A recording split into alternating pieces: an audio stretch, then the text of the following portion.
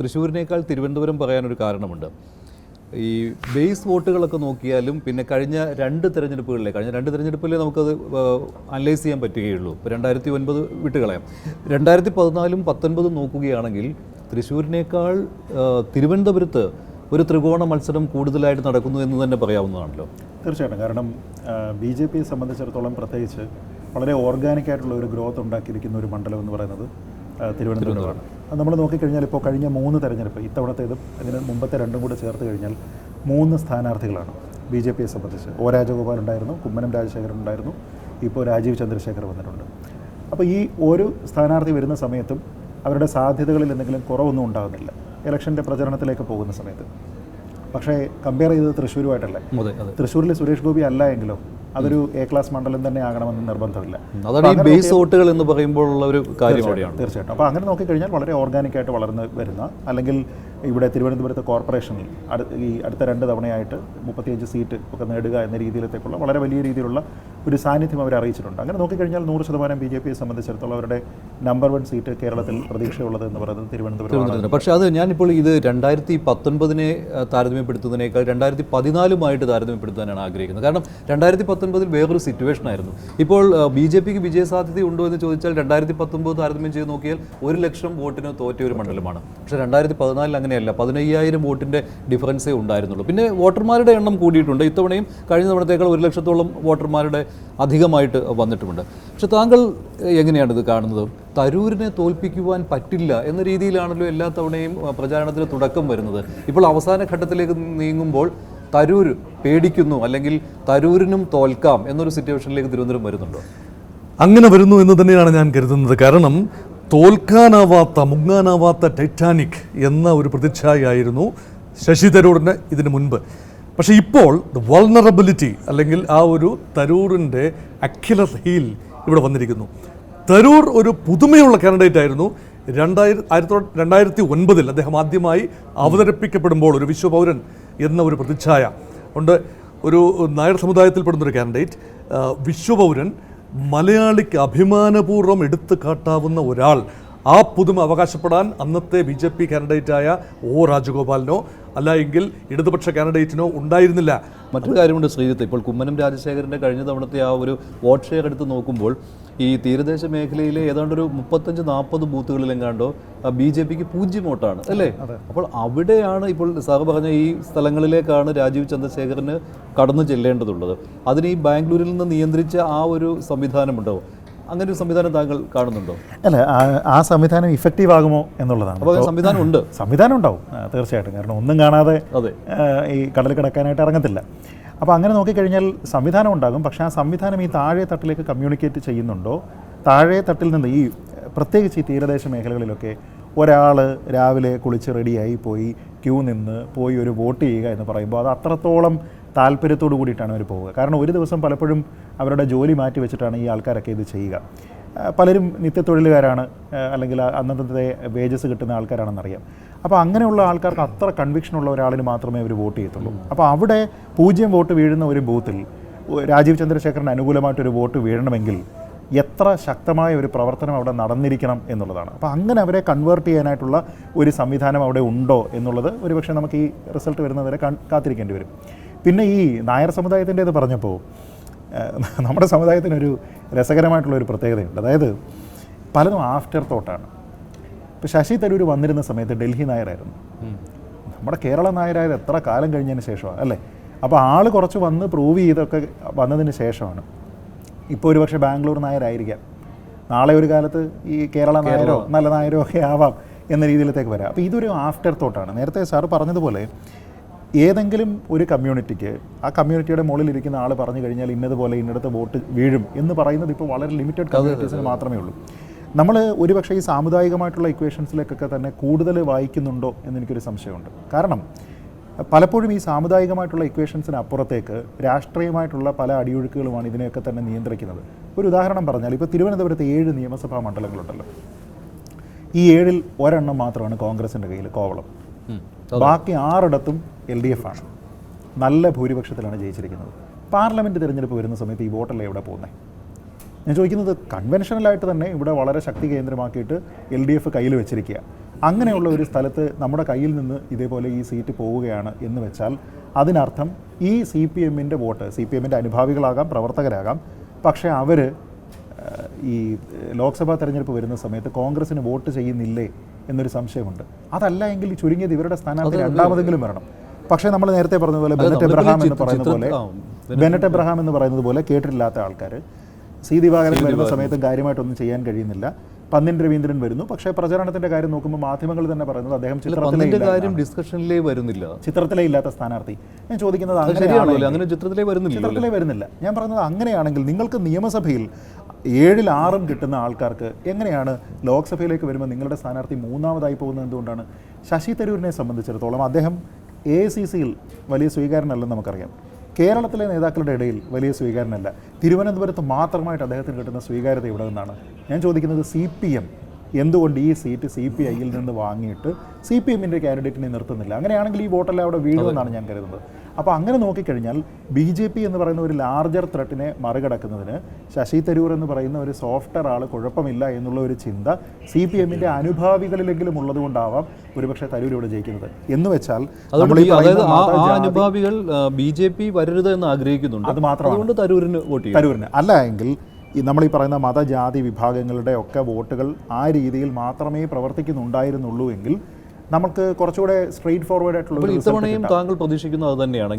അതിനെ മറികടക്കാൻ. അതുകൊണ്ടാണ് ഞാൻ പറഞ്ഞത് ഈ ബാംഗ്ലൂരിൽ ഇരുന്നിട്ടുള്ള സംവിധാനം എന്ന് പറയുന്നത് അതിശക്തമായ രീതിയിലത്തേക്ക് പ്രവർത്തിക്കുന്നുണ്ടോ, അത് പ്രവർത്തിച്ചതിന് ശേഷം ഓർഗാനിക്കായിട്ട് എത്ര പേരെ കൺവേർട്ട് ചെയ്യുക. ഇപ്പോൾ ഞാൻ ഒരു കാര്യം പറയാം.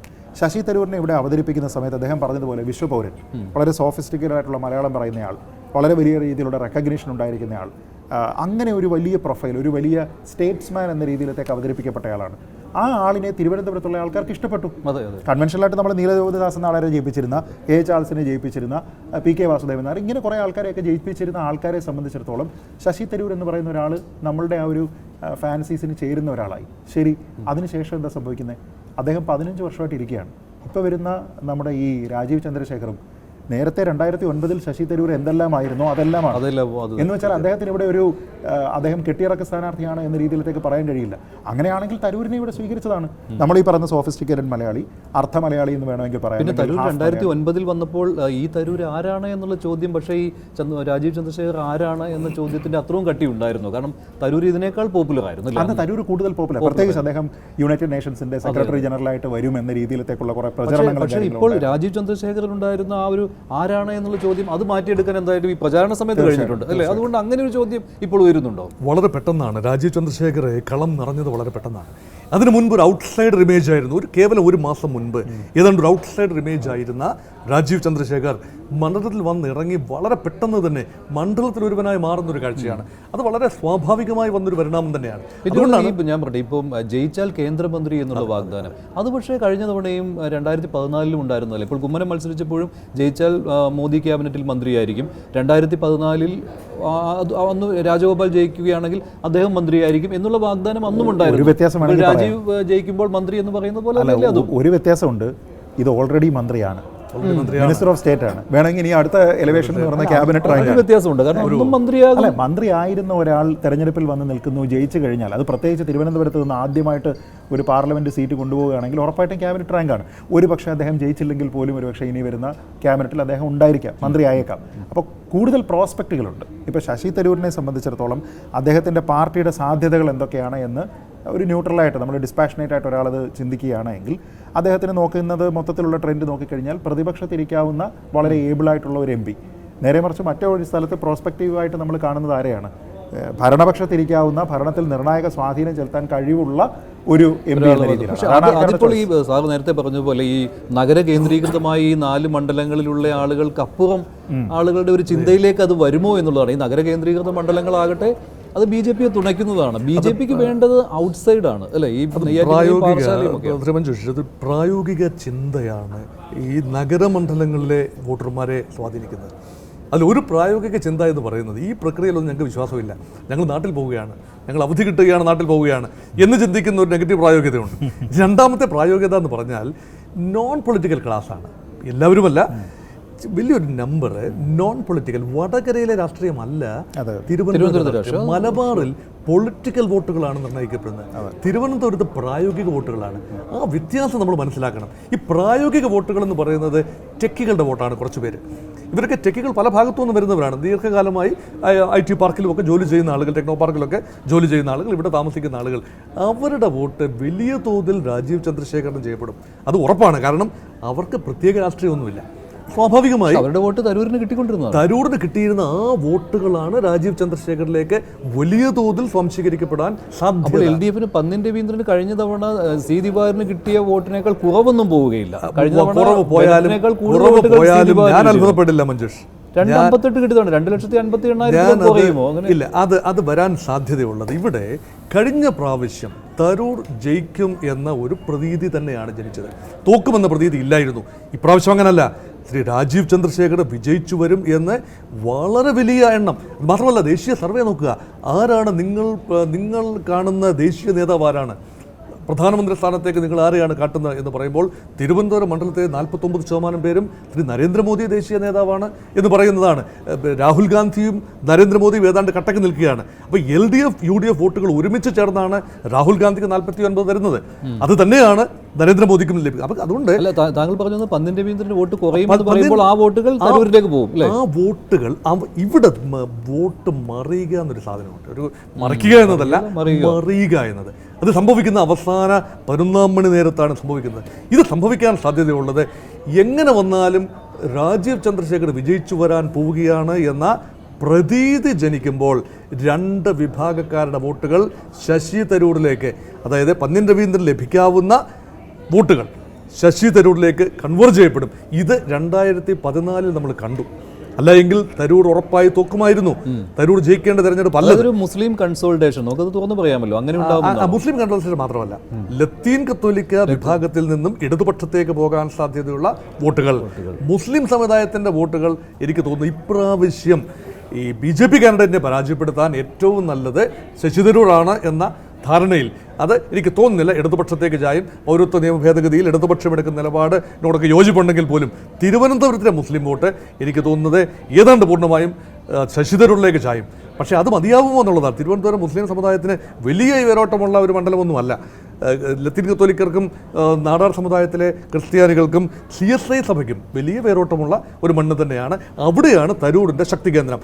ആ ശക്തി കേന്ദ്രത്തിലേക്ക് ഇരച്ചു കയറുന്നതിൻ്റെ ഭാഗമായിട്ടാണ് തീരദേശ മേഖലയിൽ ശ്രീ ശ്രീജിത്ത് പറഞ്ഞതുപോലെ തീരദേശ മേഖലയിൽ ഇദ്ദേഹം നമ്മുടെ BJP കാൻഡിഡേറ്റ് രാജീവ് ചന്ദ്രശേഖർ വലിയ ഇൻറോട്ട്സാണ് നടത്തിയിട്ടുള്ളത്. പക്ഷേ ഈ പ്രഖ്യാപനങ്ങളും പ്രോമിസുകളും ഓഫറുകളും വോട്ടായി കൺവേർട്ട് ചെയ്യുന്ന നേരം വരുമ്പോഴാണ് ഞായറാഴ്ച, തിരഞ്ഞെടുപ്പിന് മുൻപുള്ള ഞായറാഴ്ച പള്ളിയിൽ വായിക്കുന്ന ഇടയലേഖനത്തിൻ്റെ വരികൾക്കിടയിലൂടെ വായിക്കാനുള്ള ഒരു മെയ്വഴക്കവും മാനസിക വഴക്കവും ലത്തീൻ കത്തോലിക്ക വിഭാഗക്കാരെ കാണിച്ചുവെങ്കിൽ നേരിട്ട് പറയില്ല.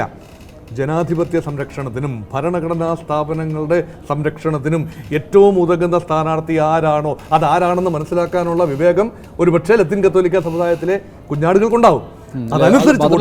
ലത്തീൻ സഭ ഇതിനകം തന്നെ കേരളത്തിൽ മൊത്തമായിട്ട് നിലപാട് പ്രഖ്യാപിച്ചു കഴിഞ്ഞു അല്ലേ? അതിലൊരു സമദൂര നിലപാടാണ്. അങ്ങനെ നിലപാട് പ്രഖ്യാപിച്ചില്ല. ഒരു ബിഷപ്പ് ജെറോം ഇവിടെ നെറ്റോ ബിഷപ്പ് ഇവിടെ പ്രഖ്യാപിച്ചു. നമ്മുടെ എനിക്ക് തോന്നുന്നത് ഒരു UDF അനുകൂല നിലപാട് തന്നെയാണ്. UDF എന്ന് എടുത്ത് പറയുന്നില്ല എങ്കിലും BJP സൂക്ഷിക്കപ്പെടേണ്ട ഒരു കക്ഷിയാണ് എന്ന രീതിയിൽ ഒരു എങ്ങും തൊടാതെ ഒരു നിലപാട് അതാണ്. പിന്നെ RC ഭാഗത്തു നിന്നും ഒരു സീറോ മലബാർ ഭാഗത്തു നിന്നും ലത്തീൻ റീത്തിൻ്റെ ഭാഗത്തു നിന്നും 2 ഫീലേഴ്സ് വന്നു കഴിഞ്ഞു, അല്ലെങ്കിൽ 2 ചെറിയ വാക്കുകൾ വന്നു കഴിഞ്ഞു. പക്ഷേ അതൊരു സൂചനയാകാമെങ്കിൽ, പക്ഷേ ആ സൂചന വെച്ചുകൊണ്ട് മാത്രം ഒരു കാരണവശാലും ലത്തീൻ സഭ മുഴുവനായി ആ സൂചന എടുത്തുകൊണ്ട് വോട്ട് ചെയ്യണമെന്നില്ല. ഇൻഡിപെൻഡന്റ്. താങ്കളുടെ തോന്നൽ എങ്ങനെയാണ്? ഇതിൽ ഇപ്പോൾ തരൂർ ഒരു സേഫ് സൈഡിൽ തന്നെയാണോ? അല്ല, ഇപ്പോഴല്ല, ഇന്നത്തെ ദിവസമല്ല, ഉറപ്പ്. പക്ഷെ ഞായറാഴ്ച ആകുമ്പോഴായിരിക്കും താങ്കൾ ഉദ്ദേശിക്കുന്നത്.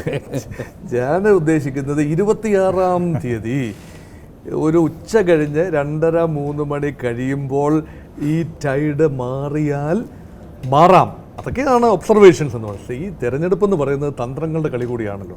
ഒരു സൂചന ലഭിക്കുകയും ഇടതുപക്ഷം കാര്യമായ വേരോട്ടം ഉണ്ടാക്കുന്നില്ല എന്നും പന്നിൻ്റെ വീന്ന് ജയിച്ചു വരാവുന്ന ഒരു അന്തരീക്ഷമല്ല എന്നും തങ്ങളുടെ കേന്ദ്രങ്ങളിൽ വളരെ മന്ദഗതിയിലാണ് പോളിംഗ് നടക്കുന്നത് എന്നും ഒരു സൂചന ഇടതുപക്ഷത്തിന് കിട്ടിയാൽ അവശേഷിക്കുന്ന ഇടത് വോട്ടുകൾ, പ്രത്യേകിച്ചും കോർ ലെഫ്റ്റ് വോട്ടുകൾ തരൂരിലേക്ക് സ്വാംശീകരിക്കപ്പെടുക വഴി രാജീവ് ചന്ദ്രശേഖരൻ്റെയും BJPയുടെയും ഒരു ഹോപ്പ് അവിടെ നഷ്ടപ്പെടുത്തിയെടുക്കാൻ കഴിയും എന്നതാണ് തന്ത്രം. ഈ തന്ത്രം തന്നെയാണ് പിന്നെ അങ്ങനെ ഒരു തന്ത്രം ഉണ്ടാവും. അത് സാധ്യത വളരെ കൂടുതലാണ്. അത് നടാടെ ചെയ്യുന്ന ഒരു കാര്യമല്ല.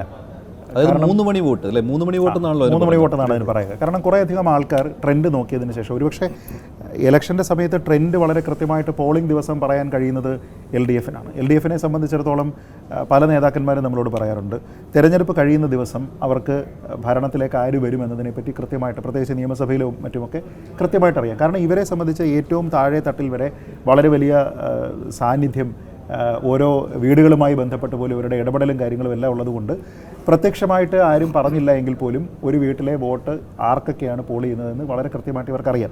അപ്പോൾ അങ്ങനെ നോക്കിക്കഴിഞ്ഞാൽ ഈ രീതിയിലുള്ള ഒരു സ്വാധീനമെന്ന് പറയുന്നത് കൂടുതലാണ്. നമ്മളൊന്ന് ആലോചിച്ച് നോക്കിയാൽ 2014 തെരഞ്ഞെടുപ്പിൽ ഒരു വേള ഒ രാജഗോപാൽ ജയിക്കാൻ പോകുന്നു എന്ന രീതിയിലുള്ള പ്രതീതി ഉണ്ടാകുന്നു. വളരെ നാരോവായിട്ട് മാർജിൻ വരുന്നു. അദ്ദേഹം മാധ്യമങ്ങളെ കാണും എന്ന രീതിയിലത്തേക്കുള്ള ഒരു പ്രചരണമൊക്കെ വരുന്നു. അതിനുശേഷം ചില സ്ഥലങ്ങളിൽ വോട്ട് എണ്ണുന്ന സമയത്താണ് ഇത് കൂടി ഏതാണ്ട് 15,000 തീരദേശ മേഖല. അപ്പോൾ അത് എന്തുകൊണ്ടാണ് അവിടെ വരിക? അപ്പോൾ അവിടെയും ഈ രീതിയിലുള്ള ഒരു കൺസോളിഡേഷൻ പ്രവർത്തിക്കുന്ന സ്ഥലമാണ് എന്നതിനെപ്പറ്റി വളരെ കൃത്യമായിട്ടുള്ള ധാരണയാണ്. ഇത് പലർക്കും ഒരു വേക്കപ്പ് കോളായിരുന്നു. അതുകൊണ്ടാണ് പിന്നീട് ഇങ്ങനെ ഒരു സംവിധാനം ഉണ്ടാകാതിരിക്കാനുള്ള ഈ 3 മണി വോട്ട് സംവിധാനമൊക്കെ ഉള്ളത്. ഞാൻ പറയുന്നത് അല്ല, അവിടെ 3 മണി വോട്ട് സംവിധാനത്തെ താഴ്ത്തണം, അത് വിജയിക്കരുത് എന്നുള്ള അർത്ഥത്തിൽ വന്നാലേ BJPക്ക് ഗുണമുള്ളൂ. അപ്പം ഞാനിതിൽ കാണുന്നൊരു കാര്യം, നിലവിൽ വളരെ ഈവനായിട്ടുള്ള കോൺടെസ്റ്റാണ്. മുൻപ് ഏതെങ്കിലും ഒരു തെരഞ്ഞെടുപ്പിൽ, ഇപ്പോൾ 2014 ഉൾപ്പെടെയുള്ള തെരഞ്ഞെടുപ്പ് നടക്കുന്ന സമയത്ത് ഇന്ന സ്ഥാനാർത്ഥി തോൽക്കാൻ പോകുന്നു എന്ന പ്രതീതിയൊന്നും ഉണ്ടായിരുന്നില്ല. നേരെ മറിച്ച് ഉണ്ടായിരുന്നില്ലേ അവിടെ BJPയും? അല്ല, ശശി തരൂരിനെ സംബന്ധിച്ച് ഞാൻ പറഞ്ഞത്, ശശി തരൂർ പ്രത്യേകിച്ച് തോൽക്കാൻ പോകുന്നു എന്ന രീതിയിലുള്ള ഒരു ഇതില്ല. നേരെ മറിച്ച് ഇത്തവണ ശശി തരൂർ വിയർപ്പൊഴുക്കി തന്നെയാണ് ക്യാമ്പയിനിൽ പോകുന്നത്. പല സ്ഥലങ്ങളിലും നമ്മൾ മാധ്യമങ്ങളിൽ വരുന്ന ചില വാർത്തകളിലൊക്കെ കണ്ടു, ചില സ്ഥലങ്ങളിലൊക്കെ തന്നെ കോൺഗ്രസിൻ്റെ തന്നെ ചില ആൾക്കാരുടെ ഭാഗത്തു നിന്നുള്ള ചില പ്രതിഷേധവും കാര്യങ്ങളും ഒക്കെ വരുന്നു എന്നത് കണ്ടു. ഇതൊക്കെ തന്നെ ഇദ്ദേഹത്തിൻ്റെ ക്യാമ്പയിനിൽ പുതുതായിട്ട് വരുന്ന കാര്യമാണ്. മറുഭാഗത്തും ഇതേപോലെ തന്നെ വളരെ ആക്റ്റീവായിട്ടുള്ള ഒരു ക്യാമ്പയിൻ നടക്കുക. നമ്മൾ തെരഞ്ഞെടുപ്പിന് ഏതാനും ദിവസങ്ങൾക്ക് മുൻപിരുന്ന് ഇത് സംസാരിക്കുന്ന സമയത്ത് ഒരു ക്ലിയർ വിന്നർ എന്ന് നമുക്ക് പറയാനായിട്ട് ഒരാളും ഇതുവരെ ഇല്ല. എന്ന് വെച്ചാൽ വളരെ ഈവനായിട്ടുള്ള ഒരു കോൺടെസ്റ്റാണ്. ഈ കോൺടെസ്റ്റിൻ്റെ ഭാഗമായിട്ട് ഇവരെല്ലാവരും തന്നെ പോയിരിക്കുന്ന മേഖലകളിൽ, പ്രത്യേകിച്ച് തീരദേശ മേഖലകളിലൊക്കെ ആവർത്തിച്ച് പോവുക, ആൾക്കാരെ കാണുക എന്നൊക്കെ പറഞ്ഞാൽ ഇവർക്ക് തന്നെ അറിയാം ഒരു സമുദായത്തിൻ്റെ വോട്ടും ഒരു വിഭാഗത്തിൻ്റെ വോട്ടും ഇവിടെ ആരുടെയും ഫിക്സ്ഡ് ഡെപ്പോസിറ്റ് അല്ല എന്ന് നമുക്കറിയാം.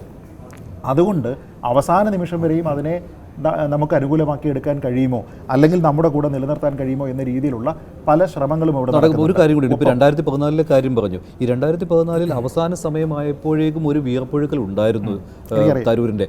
അപ്പോൾ അന്നത്തെ ഒരു കാര്യമായിട്ട്, അന്ന് നമ്മളൊക്കെ ഇവിടെ ഉണ്ടായിരുന്ന സമയമാണല്ലോ, അന്ന് പറഞ്ഞിരുന്നത് ഈ അവസാനം ഈ തീരദേശ മേഖലയിലൂടെയുള്ള ഒരു റോഡ് ഷോ അത് സഹായിച്ചു എന്നാണ്. അതിൻ്റെ അമരത്ത് 2 പേരുണ്ടായിരുന്നു, AK ആന്റണിയും ഉണ്ടായിരുന്നു, ഉമ്മൻചാണ്ടിയും ഉണ്ടായിരുന്നു. ഇത്തവണ ഇല്ല. അപ്പോൾ ഇത് നോക്കൂ, ഇത് 2014 പറയാറായിട്ടില്ല. അദ്ദേഹം ഇനി അവസാന നിമിഷം തെരഞ്ഞെടുപ്പ് പ്രചാരണത്തിന് ഇറങ്ങുമെന്ന് എനിക്കറിയില്ല. AK ആന്റണി തെരഞ്ഞെടുപ്പ് പ്രചരണത്തിന് നിലവിലത്തെ സാഹചര്യത്തിൽ സാധ്യതയുമില്ല. അത് പണ്ടത്തേതുപോലെ ഒരു ഓളം കോൺഗ്രസിന് അനുകൂലമാക്കി വരാനുള്ള സാധ്യതയില്ല. കാരണം പ്രത്യേകിച്ച് അദ്ദേഹത്തിൻ്റെ മകൻ ഇത്തവണ BJPയുടെ ഒരു പ്രധാന മണ്ഡലത്തിലെ സ്ഥാനാർത്ഥിയാണ്. ഉണ്ട്. ഇനി വേറൊരു പ്രധാനപ്പെട്ട കാര്യം, നമ്മൾ നേരത്തെ പറഞ്ഞതുപോലെ ഈ ചർച്ച തിരുവനന്തപുരം മണ്ഡലം ഓറിയൻറ്റഡ് ആയതുകൊണ്ട് തന്നെ അദ്ദേഹം പറഞ്ഞ ഒരു പോയിന്റ് വളരെ കറക്റ്റാണ്. കോർ രാഷ്ട്രീയ വോട്ടുകളല്ല പലപ്പോഴും നിർണ്ണയിക്കുന്നത്. ഇപ്പം ഏതെങ്കിലും ഒരു തൊഴിലുമായി ബന്ധപ്പെട്ട് നിൽക്കുന്ന ഒരു വിഭാഗം, അപ്പോൾ അതിൽ എല്ലാവരും ഉണ്ട്. അതല്ലാതെ ഏതെങ്കിലും ഒരു പ്രത്യേക മതവിഭാഗം മാത്രമാവണമെന്നില്ല. അങ്ങനെ നോക്കിക്കഴിഞ്ഞാൽ ഒരു തൊഴിൽ വിഭാഗം തന്നെയാണ് ഈ IT ഓറിയൻറ്റഡ് ആയിട്ടുള്ള, അല്ലെങ്കിൽ ഇവിടുത്തെ സ്പേസ് റിലേറ്റഡ് ആയിട്ടുള്ള കുറേയധികം ആൾക്കാർ ഇവിടെ ഉണ്ട്. ഇതിൽ വലിയൊരു വിഭാഗം ആൾക്കാരുടെ വോട്ട് തിരുവനന്തപുരത്ത് തന്നെ ഉണ്ട്. ഈ വിഭാഗത്തിലെ പറ്റിയുള്ള ഒരു ഒബ്സർവേഷനാണ് അദ്ദേഹം നേരത്തെ പറഞ്ഞത്. എപ്പൊളിറ്റിക്കലായിട്ടുള്ള ആൾക്കാർ, ഇവരെ സംബന്ധിച്ചിടത്തോളം ഗുഡ് ഗവേണൻസ് ഉണ്ടാകണം, നമുക്ക് നല്ല രീതിയിലുള്ള ഭരണം, ആരാണത് തരിക, ആരാണ് കേപ്പബിൾ കാൻഡിഡേറ്റ്, അവർക്ക് ചിഹ്നമൊന്നുമല്ല പ്രശ്നം. അവരെ സംബന്ധിച്ച് സ്ഥാനാർത്ഥിയുടെ ക്വാളിറ്റി അത് നോക്കിയതിന് ശേഷം വോട്ട് ചെയ്യുകയാണ്. ഞാൻ പറയുന്നത് അങ്ങനെയുള്ള ആൾക്കാരെ സംബന്ധിച്ചിടത്തോളം കൺവെൻഷനലായിട്ട് 15 കൊല്ലം അവർ തിരഞ്ഞെടുക്കുന്നത് തരൂരിനെയാണ് എങ്കിൽ ഇത്തവണ രാജീവ് ചന്ദ്രശേഖർ അവർക്കും അപ്പീൽ ചെയ്യും. നമ്മൾ പറയുന്ന സ്ത്രീ വോട്ടർമാർ അല്ലെങ്കിൽ യുവാക്കളായിട്ടുള്ള ആൾക്കാർ ഫസ്റ്റ് ടൈം വോട്ടർമാർ തിരുവനന്തപുരത്ത് എപ്പോഴും പറയുന്നതാണ് ഫസ്റ്റ് ടൈം വോട്ടർമാർ തരൂരിനെ വോട്ട് ചെയ്യുന്നു. ഇത്തവണ സത്യം പറഞ്ഞാൽ ഫസ്റ്റ് ടൈം വോട്ടർമാർക്ക് 2 ചോയ്സാണ്, തരൂർ മാത്രമല്ല. അപ്പോൾ അങ്ങനെ നോക്കിക്കഴിഞ്ഞാൽ രാഷ്ട്രീയമില്ലാതെ നിങ്ങൾ ചിന്തിക്കുകയാണെങ്കിൽ നമ്മൾ രാഷ്ട്രീയത്തിൻ്റെ പേരിലല്ലല്ലോ പിന്നെ വോട്ട് ചെയ്യുക. എങ്കിൽ ഭരണത്തിൽ എനിക്ക് എൻ്റെ കോൺസ്റ്റിറ്റ്യുവൻസിയെ റെപ്രസെൻ്റ് ചെയ്യാൻ പറ്റുന്ന ഒരാളിന് എൻ്റെ വോട്ട് കൊടുക്കാമെന്ന് ആൾക്കാർ ചിന്തിച്ചാൽ പരമ്പരാഗതമായി ഒരുപക്ഷെ തരൂരിന് കിട്ടുന്ന വലിയൊരു വിഭാഗം വോട്ട് മാറിപ്പോകാം. അതിനാണ് ഒരു ലക്ഷത്തിൽ കൂടുതൽ വോട്ടുകൾ പുതിയ വോട്ടർമാരുണ്ട്. കഴിഞ്ഞ തവണ 13 ലക്ഷം സംതിങ് ആയിരുന്നു, ഇത്തവണ 14,30,000 എന്തോ ആണ് ഇപ്പോൾ ആകെ വോട്ട്. താഴെ തൊട്ട് താഴെയാണ് തരൂരിന്റെ ഭൂരിപക്ഷം എന്ന് ഓർക്കണം. കഴിഞ്ഞ